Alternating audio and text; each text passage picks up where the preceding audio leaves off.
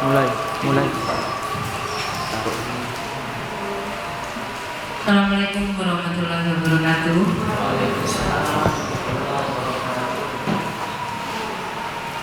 Selamat siang. Terima kasih atas kehadiran Bapak Ibu di ruang ini. Pada hari ini kita akan dipertemukan dengan diskusi tentang diseminasi membangun budaya positif di sekolah. Sebelum acara dimulai, mari kita buka dengan pembacaan basmalah. Acara yang pertama yaitu sambutan dari Kepala SMA Darus Sahid Sampang. Kepada beliau dipersilakan. Assalamualaikum warahmatullahi wabarakatuh. Alhamdulillahirabbil alamin. Pada kesempatan siang hari ini kita dapat bermujalasah bersama di auditorium mini SMA Darus Sahid dalam rangka diseminasi dan pengimbasan program guru penggerak angkatan 6 Jawa Timur. Dalam hal ini yang akan menjadi narasumber pada kesempatan kali ini Ibu Sayuwin Anwar. Beliau guru SMP Negeri Pulang Sampang.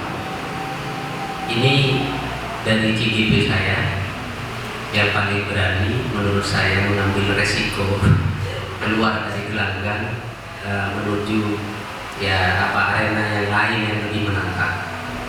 Karena ini orang baru tentunya.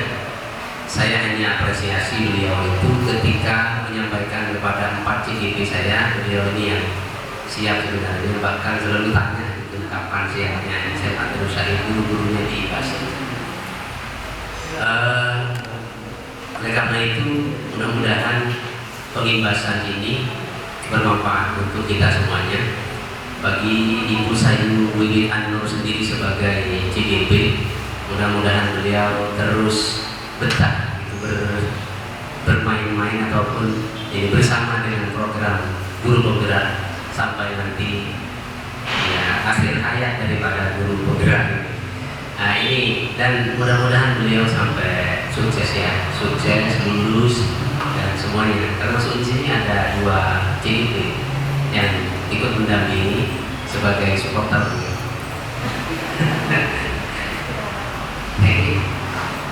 Bukan CGP. Ini kan maksudnya ini lain grup kan aslinya. Cuma satu kelas, kalau kelas 29. Oh iya. Beda BP saja. Baik. Ini luar biasa juga menurut saya karena pergerakannya memang kalau cuma satu orang ibaratkan jari, ini kan ada jempol, ada telunjuk, kemudian jari tengah, jari manis dan jari kelingking. Ini sebenarnya walaupun ini menonjol sendiri jari tengah ini, maka sebenarnya dia fungsinya tidak begitu banyak. Mungkin yang banyak dipakai mungkin jempol gitu. Tapi juga seringkali kelingking ini juga menjadi hal yang dominan untuk kita pakai dalam kehidupan. Jadi fungsinya adalah sama menurut saya. Makanya kalau ada guru penggerak 3 orang ini, walaupun tidak satu tidak satu grup, tapi satu kelas besar, tapi itu mensupport. Ini luar biasa. Insya Allah sama saya dapat 10 nanti 10 maksudnya ini 10 besar. Kemudian Ibu Tri juga dapat 10. Bu siapa? Bu Nita juga dapat 10 nanti bersama. Baik, Bapak Ibu sekalian, saya ucapkan terima kasih. Saya sampaikan kepada Ibu Sayuwin Anwar yang berkenan sharing tentang ilmu, tentang ini membangun budaya positif di sekolah.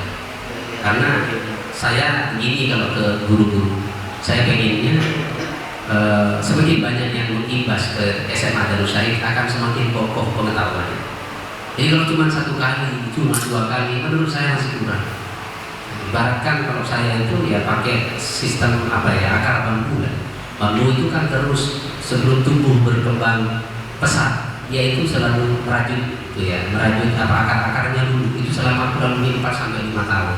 Baru kemudian setelah itu baru kemudian muncul tunas. Ini sudah tidak terbendung ketika sudah muncul tunas. Tapi juga terus ini saling gaya, terus tapi ini juga menjadi ikatan yang kuat satu rumpun bambu itu dan sulit untuk diterjang walaupun sekelas angin tornado. Karena apa? Karena sudah sangat kuat sekali. Maksud saya ke sana. Hingga saya mohon untuk tidak bosan-bosan itu. Di sini ada juga guru penggerak di SMA Darus Syahid ada yang tentunya akan mengimbas juga ke guru-guru SMA Darus Syahid. Harapan saya untuk angkatan 7 Bu Anis nanti mengimbasnya justru dibalik, mungkin di SMP Negeri 2. Itu kalau mau beliau tantangan. Kalau masih mau lagi saya bawa ke SMA Negeri 1 Sampang. Namanya juga ini tantangan. Ya beliau tetap memilih di sini, ya ada masalah gitu. Nanti tetap bufian pesertanya dan kawan-kawan. Ini saja yang dapat saya sampaikan. Kurang lebihnya mohon maaf, ayo semangat. Ini waktunya kurang lebih 1 jam ke depan. Kalau kita mulai jam 11:04 berarti mungkin nanti jam 12:04. Ini saja yang dapat saya sampaikan. Kurang lebihnya mohon maaf. Dan Allah wa iyyakum ajma'in ila subuli salam. Wassalamualaikum warahmatullahi wabarakatuh. Terima kasih kepada Bapak Hasan selaku pengajar praktek dari Ibu Sayu dan selaku kepala sekolah dari SMA. Terima kasih juga atas waktu dan tempat yang diberikan. Berikutnya adalah pemaparan dari Ibu Sayu Wibit Anur SPD tentang diseminasi membangun budaya positif di sekolah. Silakan Bu Sayu. Kita kasih aplaus lah.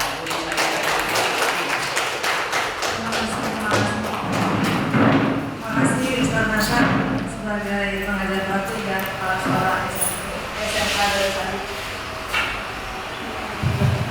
yang memberikan izin bagi kami untuk mengadakan diseminasi di SMA Darus Syahid. Terima kasih rekan-rekan sekalian dan mohon izin saya untuk tampil di depan.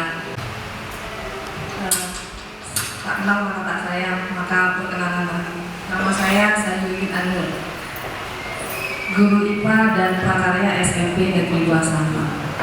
Jadi basicnya guru IPA, cuma sudah hampir 5 tahun ini saya juga mengajar prakarya. Karena guru IPA boleh mengajar prakarya. Saya calon guru penggerak angkatan 6 Jawa Timur. Perkenalannya cukup begitu ya Ibu Bapak. Mohon izin untuk memaparkan materi. Terlalu cepat mungkin Pak.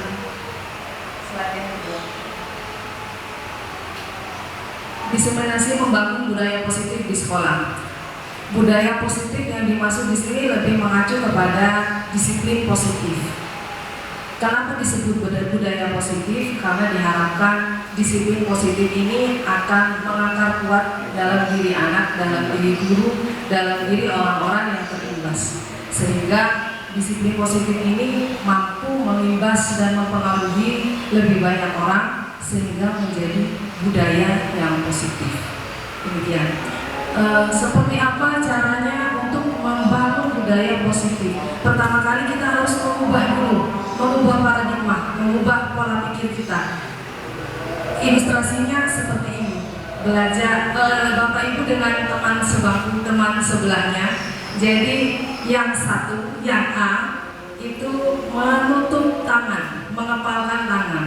Teman yang sebelahnya berusaha untuk membuat teman yang mengepal tangan itu untuk membuka tangannya dengan cara apapun. Boleh menunjuk, boleh menghardik, boleh membujuk, boleh merayu, terserah selama 30 detik. Jadi ada yang bertindak sebagai yang A yang mengepalkan tangan, ada yang Ibu Anis bisa dengan mari berpasangan, jadi berkolaborasi Ibu dan Bapak sekalian.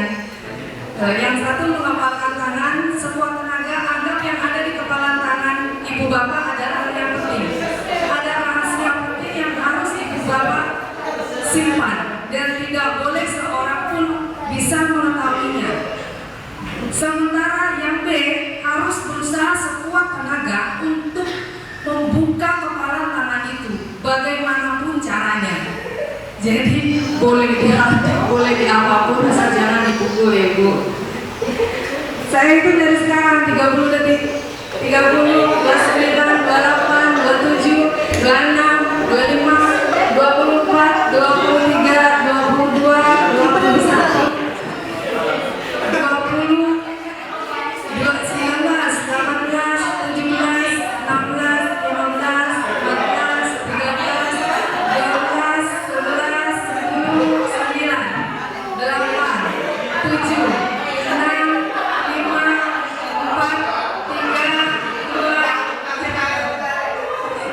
ya, terima kasih Bapak sekalian atas partisipasinya. Sekarang apa yang terjadi?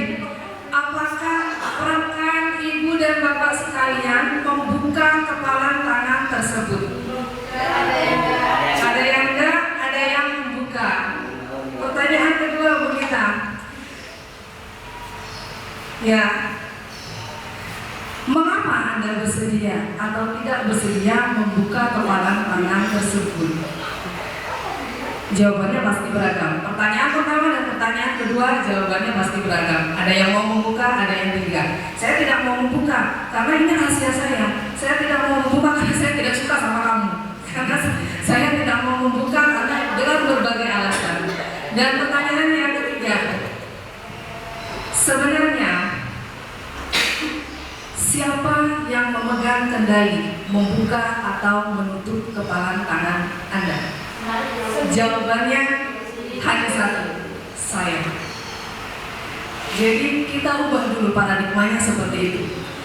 Kita tidak bisa memaksakan anak melakukan apapun, melakukan seperti yang kita inginkan, kecuali anak itu mau melakukannya sendiri. Seperti itu Ibu dan Bapak. Jadi pertama kali sebelum kita membangun budaya positif di sekolah, sebelum kita menciptakan disiplin positif, sebelum kita menerapkan institusi, yang pertama kali kita harus pahami adalah tidak ada satu orang pun yang mampu untuk mengendalikan orang lain, kecuali orang lain itu mau dikendalikan oleh orang lain. Seperti itu. Nah, seperti yang disampaikan oleh William Glasser, beliau adalah yang meriset, yang meneliti tentang hal ini. Beliau mengatakan bahwa guru mengontrol murid itu hanya ilusi. Jadi bukan sebenarnya guru mengontrol murid, hanya murid yang mengizinkan dirinya untuk dikontrol. Tapi buktinya kok ada murid yang ketika saya suruh begini, dia mau. Karena murid sedang mengizinkan dirinya, baiklah saya mau dikontrol oleh ibu atau dan bapak sekalian. Seperti itu. Lalu ilusi berikutnya mengatakan bahwa semua penguat positif adalah efektif dan bermanfaat. Ilusi berikutnya, kritik dan membuat orang merasa bersalah dapat memuatkan karakter. Kadang kita terjebak di sini bahwa membuat anak merasa bersalah dengan dia melanggar peraturan, dengan dia melanggar disiplin yang seharusnya, itu bisa membuat mereka menjadi orang yang terbaik, bisa membuat mereka akhirnya disiplin. Tapi ternyata setelah kita kenakan hukuman, mereka balik lagi melanggar seperti itu. Akhirnya penjara juga penuh. Akhirnya disiplin positif tidak mengakar dan mudah-mudahan. Yang berikutnya adalah ilusi bahwa orang dewasa memiliki hak untuk memaksa. Karena saya lebih tua dari kamu, karena saya guru kamu, saya berhak untuk menyuruh kamu, saya berhak untuk membuat kamu disiplin. Ternyata itu hanya ilusi. Seolah-olah seperti itu, tapi sebenarnya tidak. Hanya murid saat itu mengizinkan dirinya untuk dikontrol. Berikutnya Bu Rita, ke kanan.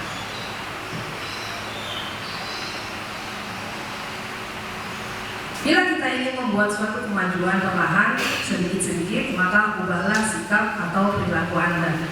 Namun, bila kita ingin membuat kemajuan besar, maka ubahlah kerangka acuan kita, ubahlah paradigma kita, ubahlah pola pikir kita.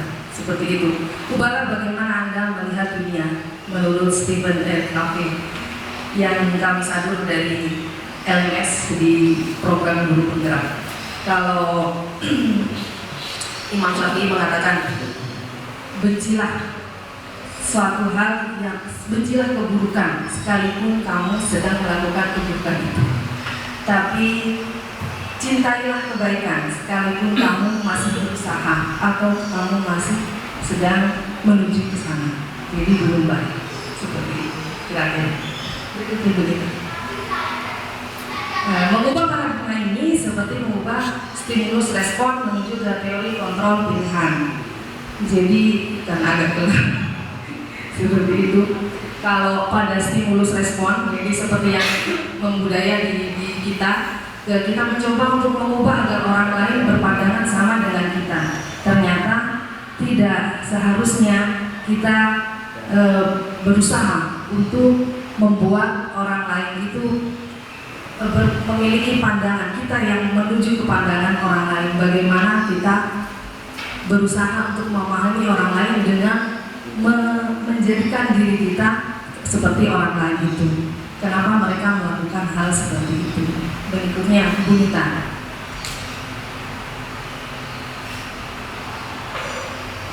Budaya positif di sekolah di sini bisa kita terapkan dengan cara menerapkan segitiga restitusi untuk menemukan self disiplin atau disiplin diri pada anak. Mungkin bisa menggunakan panah kanan kiri itu Bunita biar lebih cepat. Ya. Nah, budaya positif sehingga diharapkan menjadi kebiasaan dari anak-anak karena saking mengakar kuatnya sehingga anak-anak benar-benar budaya positif itu disiplin positifnya tumbuh dari dalam diri dan bisa mengimbas orang yang melihatnya, orang yang merasakannya sehingga menjadi budaya. Akhirnya membudaya. Nah, disiplin di sini kalau kita mendengar kata disiplin, budaya kita biasanya disiplin itu cenderung dengan sesuatu hukuman. Disiplin itu cenderung dengan ketidaknyamanan. Disiplin itu harus dipatuhi. Disiplin itu tertib. Disiplin itu teratur. Disiplin itu yang seperti itu. Tapi menurut Ki Hajar Dewantara, di mana ada kemerdekaan, disitulah harus ada disiplin yang kuat. Sungguh pun disiplin itu bersifat self-disiplin, yaitu kita sendiri yang mewajibkan diri kita dengan sekeras-kerasnya. Tetapi itu sama saja, sebab jika kita tidak cakap melakukan self-disiplin, wajiblah penguasa lain mendisiplinkan diri kita. Dan peraturan yang demikian harus ada dalam suasana yang merdeka. Kalau bahasanya orang pintar memang agak susah dimengerti. Jadi seperti ini saya juga memahaminya agak susah. Nah, setelah mulai berusaha akhirnya kira-kira begini bahasa lainnya.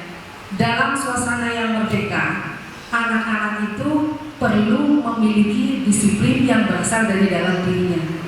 Tapi ketika anak lupa untuk mendisiplinkan dirinya, maka orang yang berada di atasnya, yang di mana anak itu berada di bawah kontrolnya, orang itu wajib untuk mendisiplinkan anak itu, namun bukan dengan cara memaksakan. Mendisiplinkan anak dengan cara anak tetap merasa bahwa dia merdeka. Seperti itu kira-kira. Disiplin untuk menumbuhkan rasa disiplin positif dalam hati anak, maka anak harus memahami bahwa dalam setiap aturan terselip suatu nilai kebajikan. Jadi tidak ada aturan yang serta-merta dibuat. Setiap aturan pasti ada nilai kebajikan di dalamnya. Seperti contohnya, sekolah wajib sepatunya hitam. Nah, guru wajib untuk mengetahui ada nilai kebajikan apa di balik aturan sepatu hitam itu. Nah, untuk menumbuhkan disiplin yang kuat, itu yang kita tanamkan kepada anak-anak. Dan nilai kebajikan itu harus bersifat universal.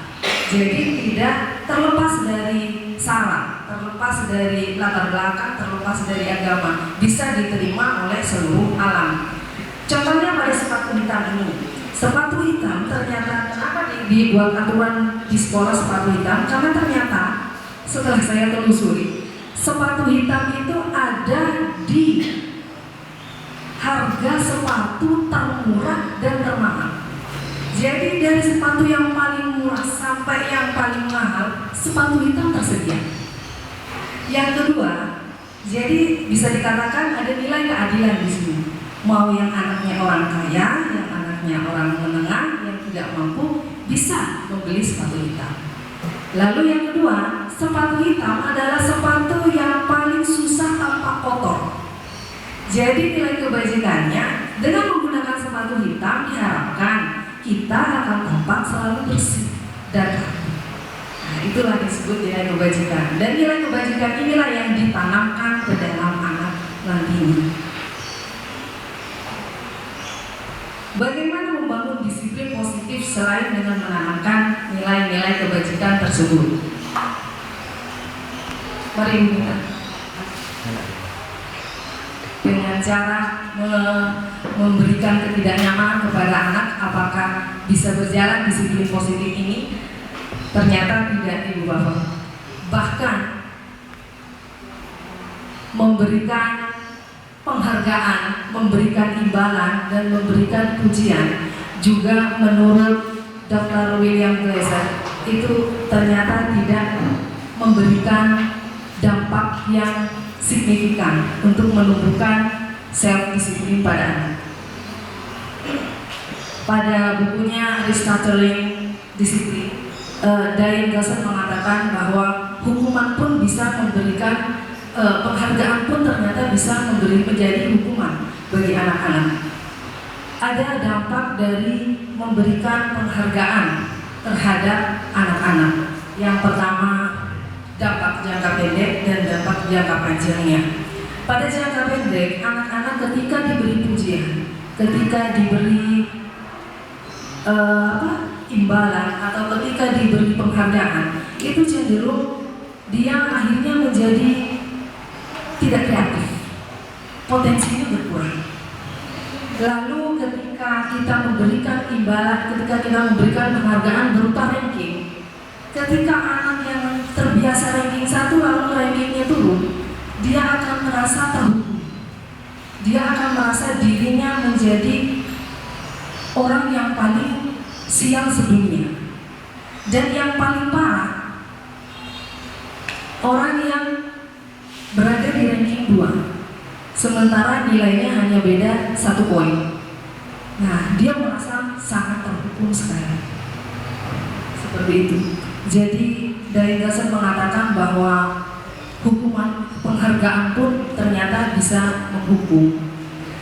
Jadi setelah kita mengubah paradigma diri kita juga tidak serta-merta memberikan hukuman atau penghargaan kepada anak, karena penghargaan pun dapat dianggap sebagai hukuman.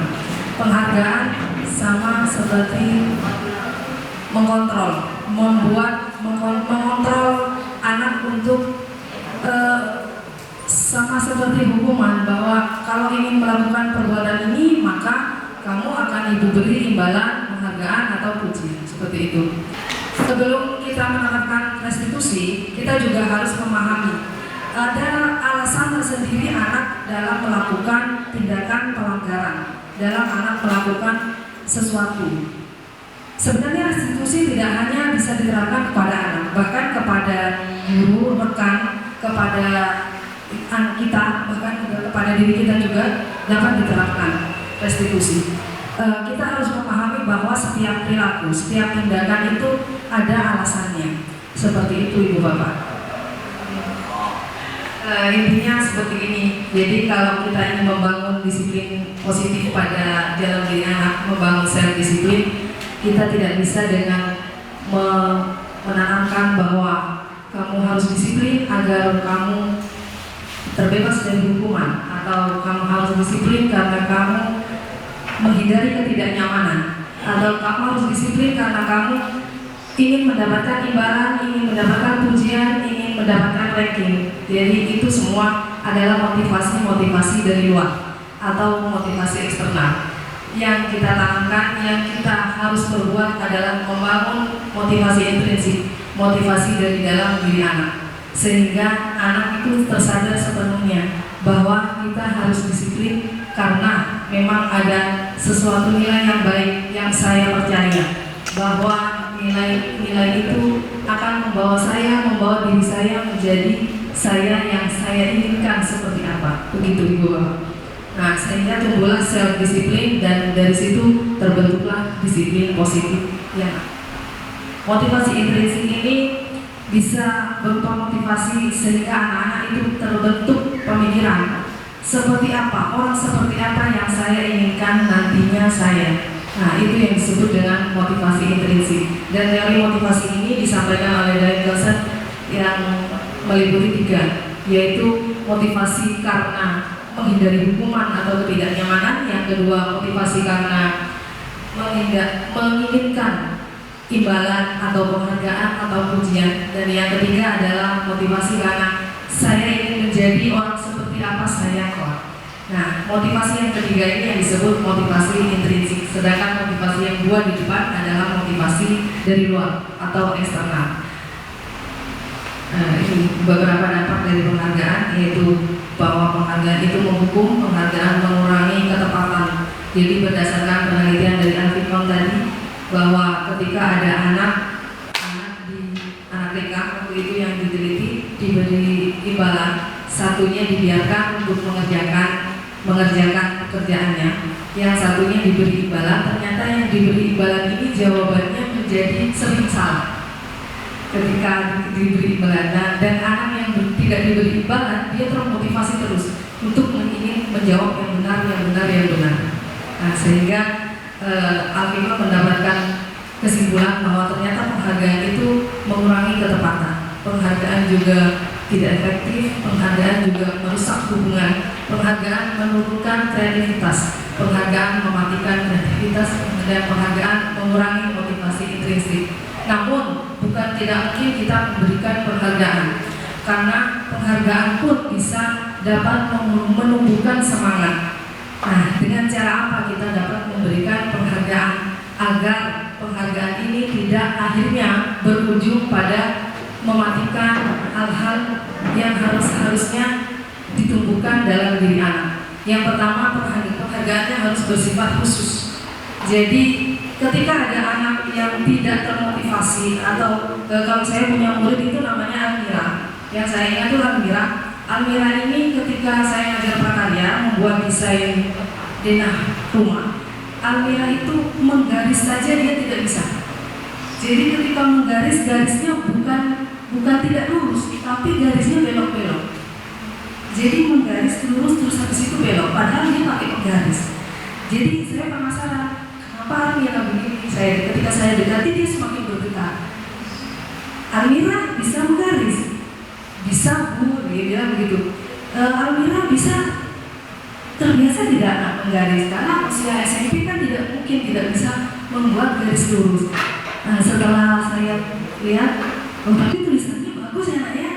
Nah, ketika dia mendapat pujian untuk hal tulisannya, akhirnya dia termotivasi untuk terus belajar menggaris. Jadi bisa dikhususkan pujiannya atau penghargaannya pada hal-hal yang memang ada yang baik dari diri dia, seperti itu. Lalu yang kedua, penghargaan juga bisa diberikan secara pribadi. Secara pribadi kita datangi anaknya, jadi langsung ke anaknya, oh tulisannya kamu bagus, walaupun di segi menggarisnya dia masih kurang. Yang berikutnya, penghargaan bisa dilakukan secara kontinu. Jadi kalau kita menghargai anak atau memuji anak itu hanya sesaat ketika suasana hati sedang enak lalu kita memuji, itu menjadikan anak penghargaan itu yang menghukum. Nah, menjadikan dihukum seperti tadi, penghargaan akhirnya menjadi hukuman. Jadi harus kontinu memuji anak dan bergantian. Kalau memang ada anak baru yang terpacu semangatnya, lalu dia akhirnya menjadi bersemangat dan menjadi bagus pekerjaannya, maka kita juga wajib untuk memujinya. Karena itu kita harus berputar-putar di dalam kelas untuk melihat potensi apa yang sudah mulai berkembang dari dalam diri anak kita, anak didik kita. Yang selanjutnya, penghargaan itu terhadap anak yang lain juga dilakukan seperti ini. Kalau kita tidak boleh kita memberikan penghargaan, tapi seperti yang instruktur kami sampaikan, ada banyak cara untuk menyampaikan penghargaan dan penghargaan itu supaya bisa menjadi benar-benar menumbuhkan motivasi intrinsik pada anak dilakukan seperti tadi. Contohnya seperti yang kalau yang guru PNS itu, kita ketika setelah mengajukan pengajuan pangkat, kita kan akan diberi penghargaan dengan naiknya pangkat dan bertambahnya gaji, salary, bertambah walaupun hanya sedikit, tidak sebanding dengan ketika mengajukannya. Nah, tapi itu penghargaan, suatu penghargaan. Penghargaan yang sebenarnya adalah ketika kita sudah membuat pencapaian, itu ada rasa bangga.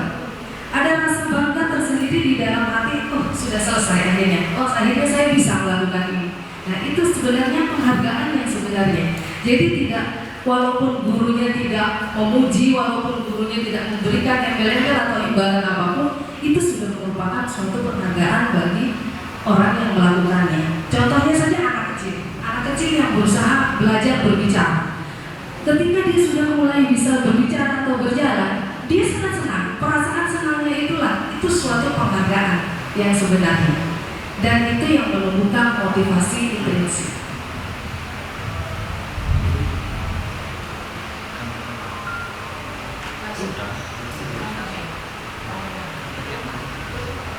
Lalu apa kalau misalnya penghukuman, penghargaan, ketidaknyamanan atau imbalan sekalipun tidak diizinkan dalam membangun motivasi intrinsik? Bukan tidak diizinkan, hanya saja tidak perlu terlalu berlebihan. Lalu harus apa? Ternyata ada berdasarkan penelitian selanjutnya, ada hal yang bisa membangun, membentuk atau menumbuhkan motivasi intrinsik dalam diri seseorang, yaitu yang disebut dengan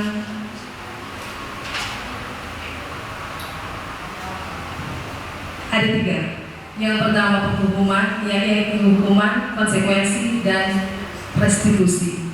Nah, yang hukuman dan penghargaan sudah kita bahas tadi, dan yang ini adalah restitusi. Sebenarnya apa itu restitusi? Langsung aja kita mengejar waktu. Restitusi adalah menciptakan situasi atau kondisi bagi anak untuk mengatasi masalahnya dengan cara dia memikirkan sendiri apa yang harus saya lakukan untuk mengatasi masalah saya dengan dituntun oleh orang yang mengontrolnya, sehingga ketika anak sudah mendapatkan solusinya, dia bisa kembali ke dalam kelompoknya dengan karakter yang lebih kuat. Kira-kira seperti itu.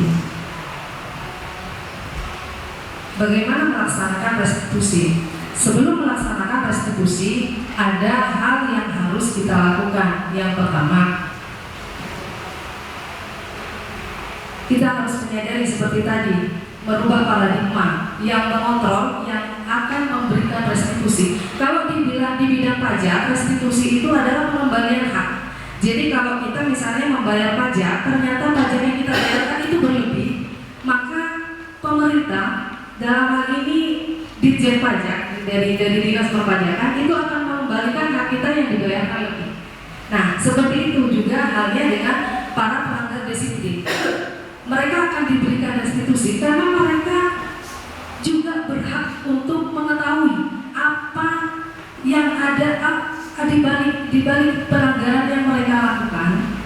Ada nilai apa yang mereka tinggalkan atau mereka lupakan. Dan untuk mengembalikan ini harus ada pihak ketiga. Untuk mengadakan restitusi ini harus ada pihak ketiga. Nah, pihak ketiga inilah yang disebut dengan kontrol. Nah, ya, ini tadi yang merubah paradigma bahwa setiap manusia itu, kita itu manusia, rekan kita manusia, murid kita manusia, semuanya manusia. Wajar jika berbuat salah, sebesar apapun kesalahannya. Yang kedua, jangan-jangan ketika melakukan perbuatan negatif ternyata untuk memenuhi kebutuhan dasarnya. Jadi ada teman saya, teman IPB juga dari SMA 1 sering bercerita, ada murid saya sering terlambat, ada murid saya sudah terlambat, dia juga tidur di kelasnya. Setelah saya tanyakan, kok sering? Kamu kalau malam ini kemana, Jong? Saya pulangnya jam 1, Bu. Terus kemana? Saya jaga terus pagi. jawabannya begitu, karena saya tulang punggung keluarga. Jadi bisa jadi ketika mereka melakukan pelanggaran, ternyata mereka sedang memenuhi kebutuhan dasarnya. Nah, yang ketiga, bisa jadi mereka melakukan pelanggaran karena ada satu prinsip atau nilai kebajikan yang lupa mereka aplikasikan ke dalam diri. Oh, ternyata saya lupa ini, sehingga saya berbuat seperti itu. Demikian.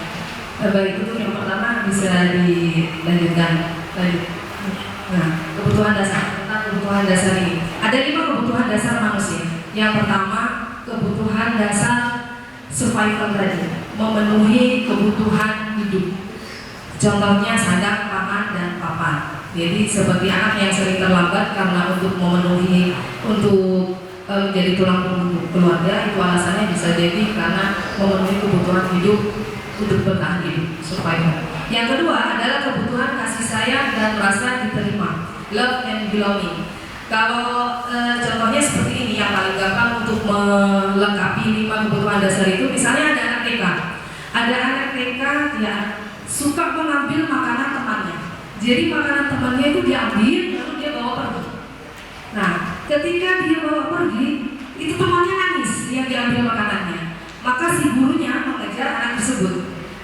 Ketika ditanya, kamu kenapa kau ambil makanan temanmu? Saya lapar, Bu Guru. Saya tadi pagi tidak makan. Maka jika alasan anak ini seperti itu untuk memenuhi kebutuhan bertahan hidup. Jadi anak ini melakukan hal negatif untuk dia bertahan hidup. Jika jawaban anak itu tadi, saya senang Bu Guru ngambil punya teman. Kalau ada teman nangis, nanti Bu Guru akan cari saya. Nah, cari perhatian. Berarti dia sedang memenuhi kebutuhan love and belonging. Saya kurang perhatian, saya kurang dicintai.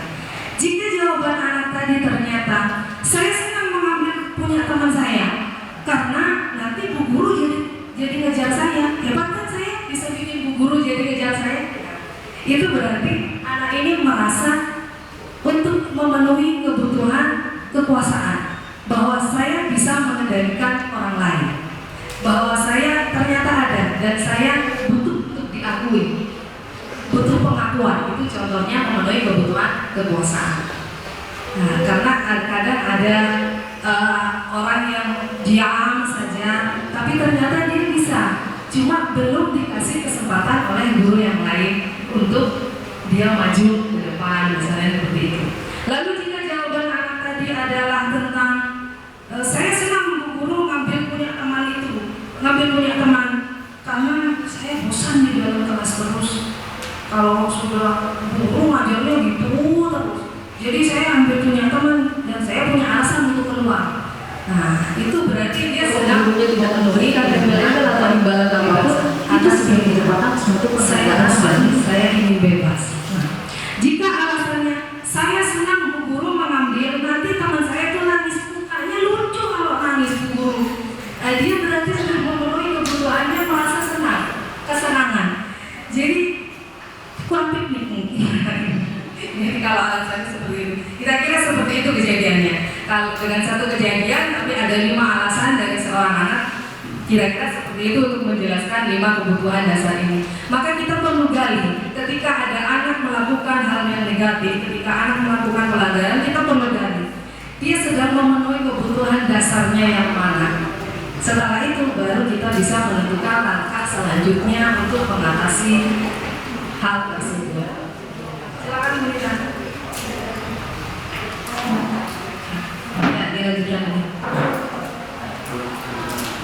Nah, seperti yang tadi saya bilang, mungkin juga anak tidak memenuhi kebutuhan dasarnya. Hanya kadang dia lupa bahwa saya harus menjadi orang yang baik. Misalnya tentang sepatu, tentang melanggar memakai sepatu. Saya nggak keren kalau pakai sepatu hitam. Saya di rumah punya sepatu putih yang harganya lumayan. Nah, akhirnya dia ingin menunjukkan kepada temannya dan memakai sepatu putih itu. Nah, mungkin dia juga lupa tentang keyakinan nilai-nilai kebajikan yang ada di balik aturan menggunakan sepatu hitam itu. Sehingga untuk menerapkan restitusi, kita terlebih dahulu setelah mengubah paradigma bahwa semua orang itu adalah manusia, kita juga bukan malaikat, anak juga bukan malaikat, dan rekan kita juga bukan malaikat, maka selanjutnya kita harus membentuk keyakinan. Jika kita ingin membuat aturan kelas, misalnya di kelas itu ingin dibuat menjadi tertib, maka kita harus buat dulu keyakinan kelasnya seperti apa. Jika ingin sekolah, seorang kepala sekolah ingin sekolahnya menjadi tertib, maka kepala sekolah harus merumuskan dulu keyakinan sekolah seperti apa, yang di situ di dalam keyakinan itu mengandung nilai-nilai kebajikan. Jika di dalam keluarga anak-anak kita ingin menjadi anak yang patuh, anak yang tertib, anak yang solid, maka kita bangun dulu keyakinannya. Jadi sudah tidak ada kalau dulu kita buat peraturannya begini, sekarang digeser. Supaya tidak berupa peraturan, maka berbentuk keyakinan. Dan keyakinan ini di dalam yang mengandung aturan, seperti itu. Nah, dalam skala kecil, ada keyakinan ini harus kita sepakati bersama. Seluruh anggota yang akan dikenakan diberlakukan disiplin positif di situ, semuanya harus mengetahui, harus terlibat dengan keyakinan ini. Contohnya yang saya buat adalah tentang keyakinan kelas. Berian restitusi pada melanggar disiplin tentunya tidak akan berjalan sesuai yang diharapkan tanpa adanya prinsip atau keyakinan bahwa ada nilai kebajikan tertentu yang terselip dalam setiap aturan yang telah mereka langgar. Untuk itu perlu dibangun suatu kesepakatan tentang keyakinan akan nilai-nilai kebajikan yang akan diberlakukan dalam bentuk penerapan disiplin tersebut. Dalam skala kecil, kelas dapat kita jadikan lingkup penerapan disiplin yang paling efektif di sekolah. Mari kita simak bersama Sebelum membuat keyakinan kelas, saya mengajak anak-anak itu bercurah pendapat. Meminta anak-anak tuliskan dalam selembar kertas apapun yang kalian inginkan agar kalian betah, aman, dan nyaman berada di dalam kelas. Tuliskan satu saja dalam selembar kertas, seperti itu.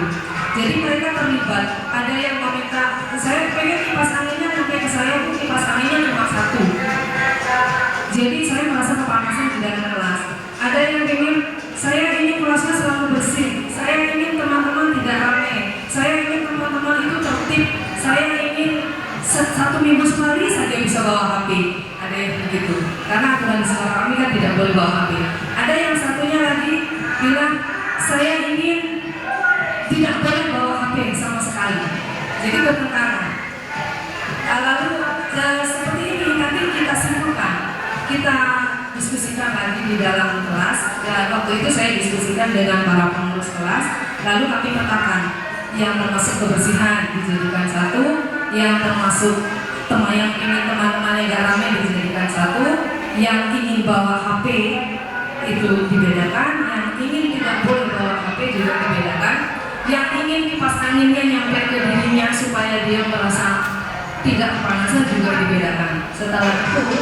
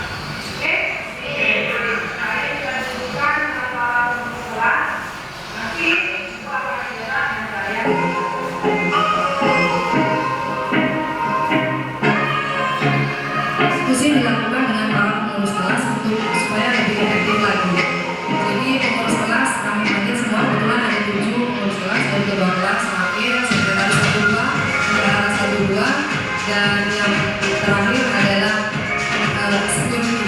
Jadi dia yang koordinasi tentang jadi koordinator keamanan dan kebersihan kelas. Setelah kami petakan, akhirnya keyakinan kelas menjadi 7. Yang saya simpulkan, yang saya buat supaya anak bisa menghafalnya, bisa mengingatnya, menjadi dimintai teman Marta, harga solitif tanggung. Nah, bisa dilihat dulu Bu Rita. Nah, kenapa seperti ini? Karena yang disebut keyakinan itu harus jangan terlalu banyak, tidak boleh terlalu banyak agar anak-anak gampang untuk mengingatnya. Yang kedua, keyakinan itu bersifat abstrak sehingga bisa luas maknanya. Jadi anak-anak justru meminimalisir terjadinya pelanggaran disiplin. Kalau kita buat lebih jelas dan konkret, maka anak-anak itu lebih gampang untuk melanggarnya karena bisa jadi celahnya.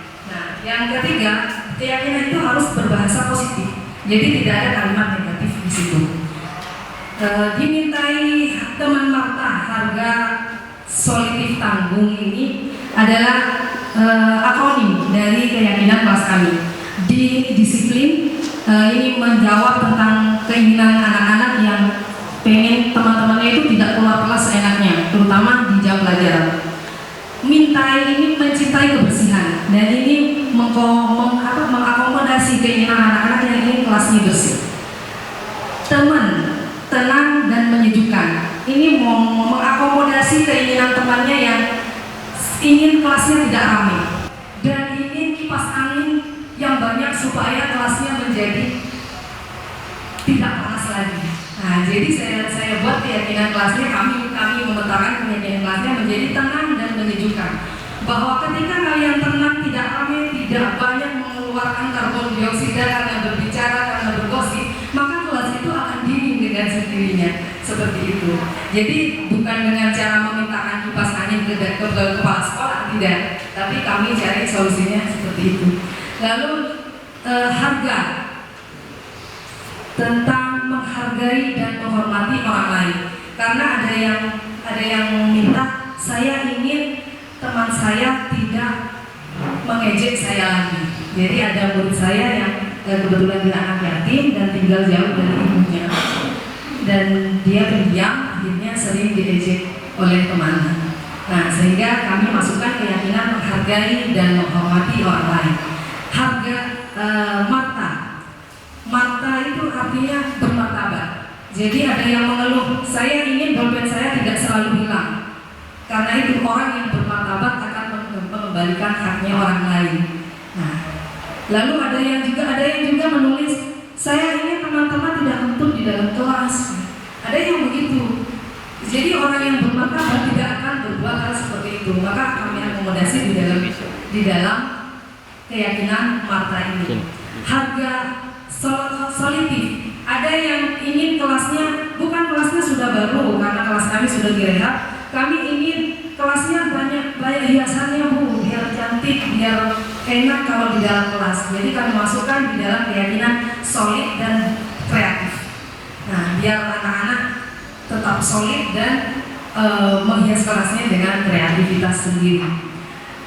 Tanggung adalah keyakinan dari tanggung jawab. Jadi mereka bertanggung jawab dengan keyakinan yang telah dibentuk ini. Sehingga dengan dibentuknya keyakinan kelas ini, akhirnya kami bisa untuk melaksanakan restitusi kelak jika ada anak yang melanggar disiplin ini. Nah, setelah dibuat, kami cetak, lalu kami tanda tangani bersama. Jadi gurunya pun menandatangani keyakinan kelas ini, anak-anak menandatangani, dan kami harus mengingatnya. Setelah itu lalu kami bentuk kelompok. Jadi dibentuk kelompok untuk membahas tentang satu persatu keyakinan ini. Karena keyakinan kelasnya ada 7, maka ada 7 kelompok yang akan membahas tentang sub dari keyakinan kelas itu. Jadi kalau yang pertama misalnya disiplin, nanti anak-anak akan membahas guru disiplin itu tampak seperti yang dibahas, tampak seperti dan tidak tampak seperti. Misalnya tampak seperti datang tepat waktu, tidak tampak seperti sering datang terlambat. Nah, jadi anak ngerti maksudnya, oh kalau disiplin itu berarti artinya nggak boleh terlambat, seperti itu. Nah, yang berikutnya Bu Nita bisa dilanjutkan, di skip aja. Setelah kami bahas itu, lalu kami dibahas lagi. Setelah tampak dan tidak tampak, lebih dikonkretkan lagi. Guru tugasnya ini, guru tugasnya bukan ini. Murid tugasnya ini, murid tugasnya bukan ini. Contohnya, guru tugasnya mendidik, mengajar. Murid tugasnya belajar, mengumpulkan tugas tepat waktu. Guru tugasnya bukan menghukum, menyakiti, seperti itu. Murid tugasnya bukan malas dan sebagainya. Sehingga semua lebih jelas lagi akhirnya keyakinan kelas ini. Nah, keyakinan kelas harus bersifat abstrak, universal, dan positif. Abstrak artinya maknanya luas, dan universal ini mengandung kebajikan yang universal, dan positif ini tidak ada bahasa negatif di situ. Jadi tidak ada kata jangan, tidak ada kata tidak. Restitusi adalah sebuah cara menanamkan disiplin positif. Kalau kita sudah mengubah paradigma, lalu kita sudah mengubah, sudah tahu bahwa setiap orang itu melakukan sesuatu karena ada alasannya, maka dan kita sudah buat keyakinan, maka kita sudah bisa menerapkan tentang restitusi. Silakan Bu Nita. Sebagai orang yang mengontrol, tadi kita pihak ketiga dari anak ketika melakukan pelanggaran, ada 5 posisi kontrol di sini. Biar lebih cepat bisa kita lihat videonya untuk membedakan ke-5 posisi kontrol tersebut.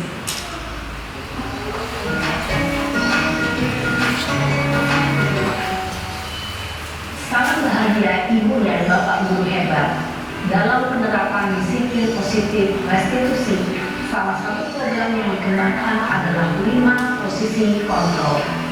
5 posisi kontrol dalam restitusi adalah proses perjalanan seorang pendidik agar dapat mengenali dirinya. Pada video kali ini, kita akan membahas tentang 5 posisi kontrol yang dikembangkan oleh Diane Gosser dan contoh penerapannya.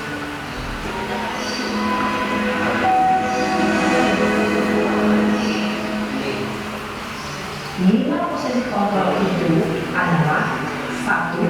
Posisi penghukum, 2. Posisi pembuat merasa bersalah, 3. Posisi teman, 4.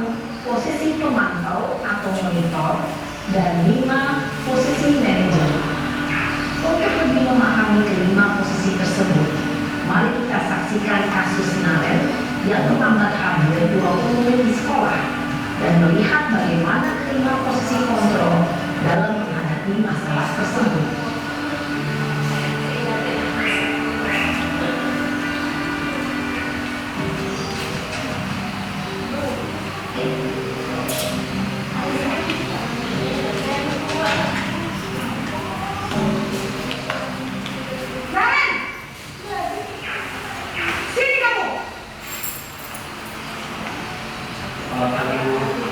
Selalu terlambat.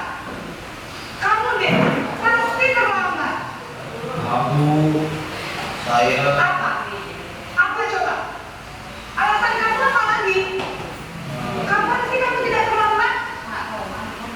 Malas sekali ya kamu jadi anak.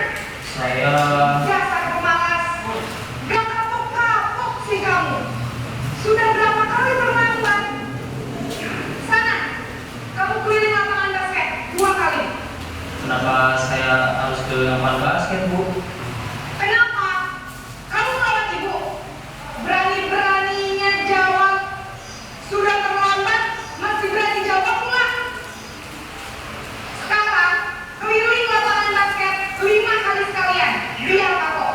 Cepat. Pergi sana ke lapangan basket. Posisi penghukum biasanya berbicara dengan nada tinggi, menghardik, menunjuk-nunjuk, menyakiti, dan menyindir. Hukuman bisa berupa fisik maupun psikis. Ibu dan Bapak Guru hebat, dampak yang terjadi pada murid ketika guru berada pada posisi penghukum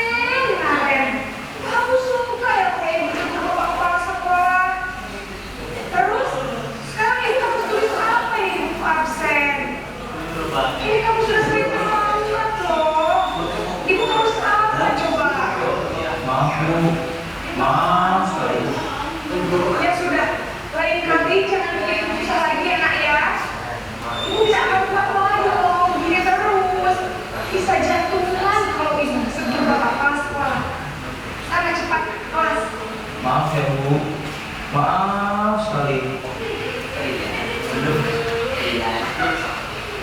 Posisi pembuat rasa bersalah berbicara dengan nada tenang, cenderung lembut, namun kata-kata yang diutarakan membuat murid merasa menjadi orang yang gagal, memandang buruk dirinya sendiri, merasa tidak berharga, dan tidak sanggup membahagiakan orang lain.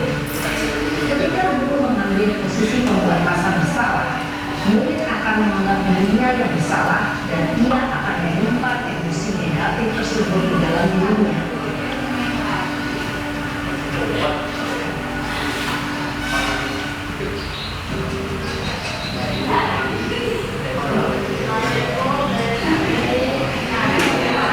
Ada 5 posisi kontrol, jadi ini ada 3 Ibu Bapak. Naren, Pak ini sih, aduh. wah, sudah jam berapa ini nak?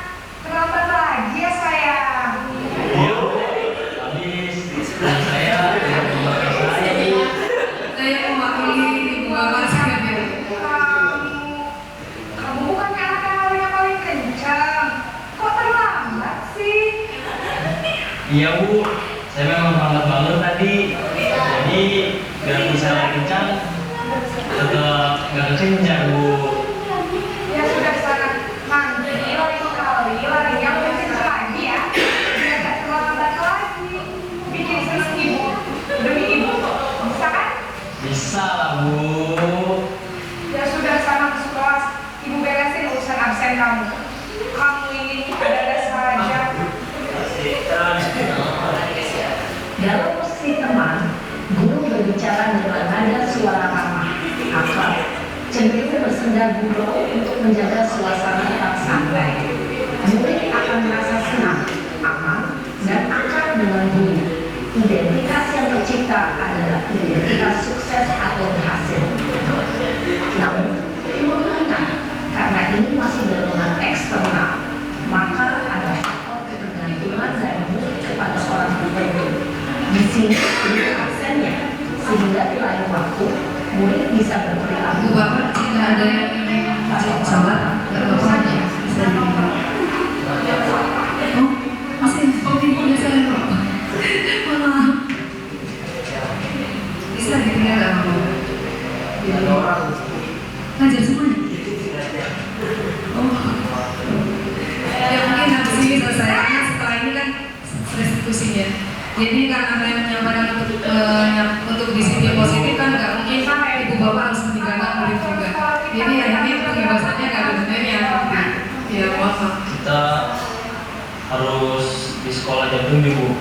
Iya betul, sekarang sudah jam 7.20. Naren sudah tahu konsekuensinya jika terlambat aja. Paham Bu, saya harus tinggal kelas, terus istirahat selama 20 menit. Iya benar, konsekuensinya demikian. Jadi nanti jam 9.30 pas istirahat, kamu harus tinggal di kelas, kerjakan tugas tambahan untuk ketinggalan kamu, ya? Baik Bu. Posisi pemantau mengandalkan penghitungan atau data untuk mengontrol murid. Guru mengarahkan murid berdasarkan peraturan dan konsekuensi. Seorang pemantau menunjukkan bahasa tubuh dan ekspresi wajah yang datar dan cenderung formal.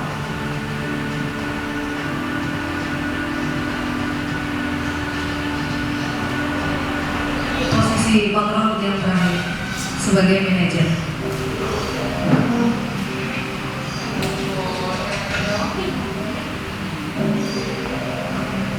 Naren!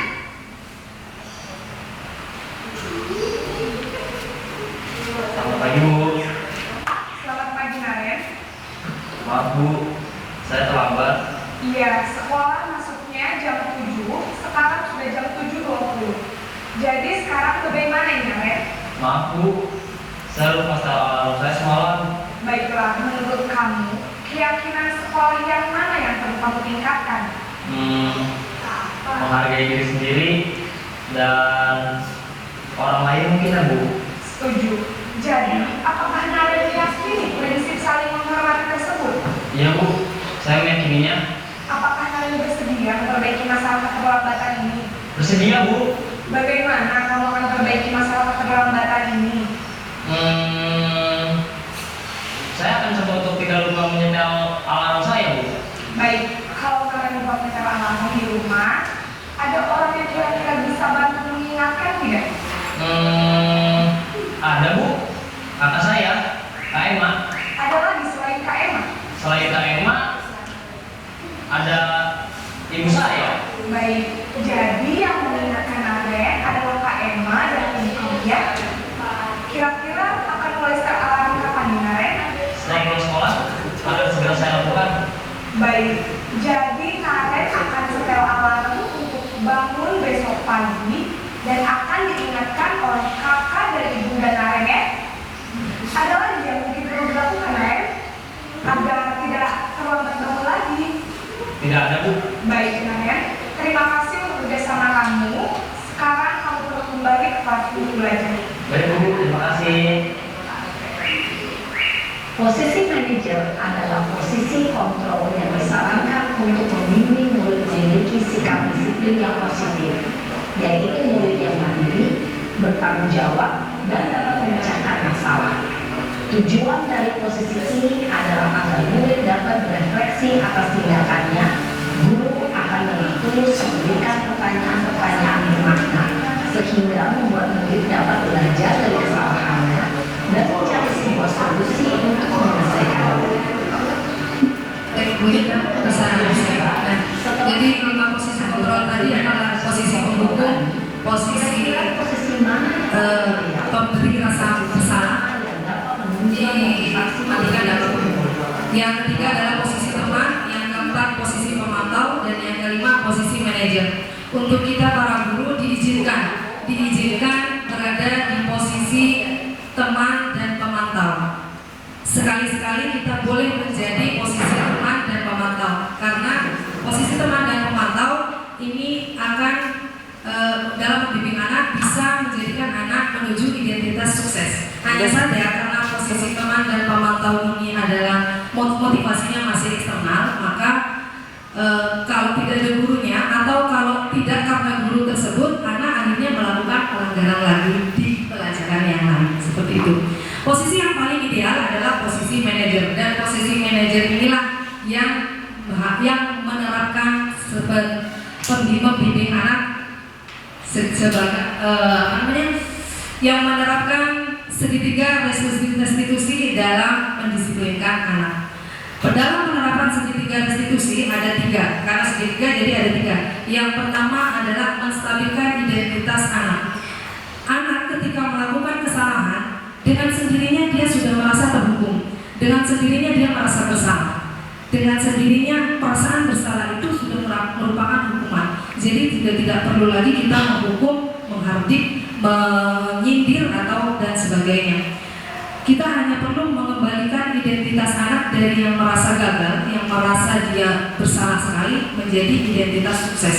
Bisa dengan cara tidak apa-apa, ibu tidak akan berbicara tentang mengapa kamu salah karena ini, karena berbuat ini. Semua orang pernah berbuat salah, misalnya seperti itu. Semua orang pernah melakukan hal yang seperti kamu lakukan. Nah, tapi ada tidak cara lain yang bisa kamu lakukan ketika kamu dihadapkan pada masalah seperti itu? Nah, seperti itu untuk mengembalikan identitas anak menjadi identitas sukses. Setelah itu, di sisi yang kedua adalah memvalidasi tindakan. Jadi kita harus benar-benar menyatakan bahwa apa yang anak perbuat itu salah. Jadi yang dilakukan anak itu salah, tapi dengan cara tidak mengatakan kamu salah. Dengan cara tidak seperti itu. Jadi anak dituntun untuk dia menyadari, oh iya Bu, saya salah. Misalnya seperti Naren tadi, oke, dengan sikap ibu guru yang seperti itu, akhirnya Naren merasa bahwa oh tidak semua orang, saya juga manusia, ibu juga pernah berbuat salah, ibu tidak memarahi saya. Dengan sendirinya dia sudah merasa bersalah, dan dengan sendirinya dia sudah merasa terhukum. Tinggal guru dengan bahasanya mengembalikan bahwa ke identitas anak supaya tidak merasa gagal lagi. Lalu ibu guru menanyakan, apa kira-kira yang bisa Naren lakukan supaya Naren tidak mengalami hal seperti ini lagi. Seperti itu memvalidasi tindakan yang salah. Jadi bahwa tindakannya itu salah, tapi ada tidak cara lain supaya kamu bisa mengatasi masalah ini. Lalu Naren mengatakan, ada Bu, saya anak sedang larut. Jadi solusi harus dari anak, tidak dari kita. Kadang-kadang kita perlu hati-hati untuk menerapkan restitusi ini.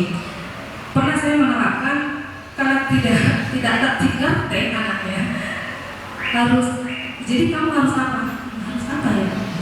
Jadi akhirnya saya memaksa. Ternyata setelah saya baca lagi, restitusi itu tidak memaksa. Tidak ada paksaan dalam restitusi. Kalau anak tidak dapat solusi, kita tuntun terus. Tidak ada di hari ini, hari esok pun juga kita akan panggil. Maka memang perlu mendedikasikan waktu untuk menerapkan restitusinya. Harus solusi itu dari anak, tidak boleh dari kita. Karena ketika solusinya dari kita, akhirnya mereka melaksanakan dengan terpaksa. Dan itu adalah pura-pura restitusi ternyata. Dan itu pernah saya alami. Hasilnya juga akhirnya tidak efektif. Yang terakhir adalah menanyakan keyakinan yang tadi sudah diyakini oleh anak-anak. Yang kalau tidak ada keyakinan, misalnya di dalam rumah, yang pernah kita ajarkan kepada anak-anak, nilai apa yang sudah mereka lupakan dengan melakukan tindakan pelanggaran tersebut. Nah, setelah itu anak diajak untuk mencari solusinya. Boleh jika dilakukan secara bersama, boleh dengan temannya. Dan solusi itu harus relevan dengan apa yang dilanggar. Contohnya murid saya kemarin melakukan ada anak namanya murid saya Hanif. Hanif itu anaknya rajin. Waktu kelas 7 dia rajin dan dia pintar. Ketika di kelas 8 jam saya sering tidak ada, ternyata dia di kantin, katanya lapar. Ya saya pikir itu mungkin untuk memenuhi kebutuhan survivalnya. Kedua kali dia bolos lagi, 3 kali dia bolos lagi. Akhirnya saya panggil, Hanif, sebenarnya kenapa kau sekarang bolos? Seperti orang takut. Ada yang tidak, ada salahnya ibu nak. Dia tak masih bingung dan matanya begini berputar-putar begitu. Karena di dalam kelas ini, atau ada yang membuat Hanif tidak nyaman di dalam kelas, lalu tiba-tiba matanya melirik ke belakang. Oh, berarti ada mungkin perbuatan temannya. Dia tidak lagi mengatakan karena ada temannya di situ. Oke, ibu tunggu sekarang dia pulang. Jadi ketika teman-temannya pulang, baru saya korek-korek. Hanif, apa yang membuat Hanif tidak nyaman di dalam kelas? Masih bingung untuk bicara. Setelah itu karena temannya ya. Ini dia bertanya, apa yang temannya berbuat? Saya biasanya teman-teman ambil kaplak lalu ditutupkan ke kepala saya dan kepala saya dibuat genap. Jadi dia takut. Seluruh teman laki-laki Singapura. Dan saya kaget. Terus apa yang harus dilakukan? Saya diam bukan karena saya takut. Oh, iya, ibu kalau merasa tidak nyaman seperti itu, ibu juga akan melakukan hal yang sama. Kalau ibu merasa takut seperti kamu tidak bisa melawan, mungkin memang ibu akan lari dari kelas. Jadi kita stabilkan identitasnya bahwa ketika dia lari dari kelas bukan karena dia tidak ingin mengikuti pelajaran, tapi karena dia merasa tidak nyaman di dalam kelas. Lalu saya tanyakan, kalau menghadapi situasi seperti itu lagi bagaimana? Jadi dia juga tidak bisa menjawab karena memang anaknya dia mengatakan pada saya juga dia takut. Kalau Hanif diamkan dan kalau Hanif tidak berani bilang, maka perbuatan seperti itu akan terulang lagi. Jadi Hanif dengan bercerita seperti ini ke ibu itu juga solusi dan ada kita bahagia di situ. Nah selanjutnya saya juga tanyakan, Hanif sadar tidak ketika meninggalkan kelas, meninggalkan pelajaran itu adalah hal yang tidak baik? Ya, dan tiba-tiba Hanif saya minta maaf. Jadi bisa jadi itu pemberian restitusi seperti itu. Belum mengatasi karena saya belum mengatasi temannya yang melakukan pembulian terhadap Hanif. Akhirnya saya panggil teman-temannya, ternyata satu kelas hanya 2 orang yang tidak melakukan seperti itu. Jadi benar-benar korban penuh. Yang lain pernah dibuli kepalanya dan membalas kepada yang lain, sehingga akhirnya mereka merasa itu hanya bercanda biasa. Ketika saya tanya, sadar tidak kalau itu salah? Kan bercanda. Jadi jawabannya begitu. Nah kita tuntun anak untuk bahwa itu perbuatannya salah melihat jalan tidak mengatakan itu salah, tidak mengatakan seperti itu. Itu disebut dengan memvalidasi tindakan seperti itu. Nah setelah itu lalu saya minta anak-anak sudah mengerti bahwa itu masalah, dengan saya tuntut punya adik tidak? Punya. Sekarang kamu bayangkan adikmu diambil taplak sama temannya, ditaruh di kepalanya dan kepalanya dipukul-pukul. Marah saya. Nah akhirnya mereka sadar, oh iya yang saya perbuat itu salah. Begitu. Jadi gimana untuk mengembalikan hatinya Hanif yang terluka? Baik Bu, kami akan minta maaf dan mereka sholawatan waktu itu. Ada videonya karena waktu kita sudah terlalu banyak terbuang karena kesalahan teknis tadi. Jadi cukup saya ceritakan secara verbal saja. Setelah itu anak-anak bersalaman, saling meminta maaf karena memang ada yang menjadi korban dan pelaku. Dan satu orang dan kepada Hanif dan Indra juga temannya itu yang tidak pernah melakukan pembulian juga, dia minta maaf. Benar-benar suasananya waktu itu mengharukan, sampai sholawatan mereka, maaf Indra, ternyata yang kami perbuat itu pembulian. Jadi mereka tidak tahu kalau itu ternyata pembulian, perbulian seperti itu. Dan demikian Ibu Bapak, mohon maaf kami sudah menyita waktunya sampai kala seperti ini. Mohon maaf sekali lagi. Terima kasih banyak sudah meluangkan waktu untuk kami, dan semoga berkenan apa yang kami sampaikan dan apa yang kami sajikan. Semoga berkah. Terima kasih banyak. Wassalamualaikum warahmatullahi wabarakatuh. Mungkin ada yang ditanyakan karena waktu yang mepet. Bu Tri, mungkin ada yang ditanyakan.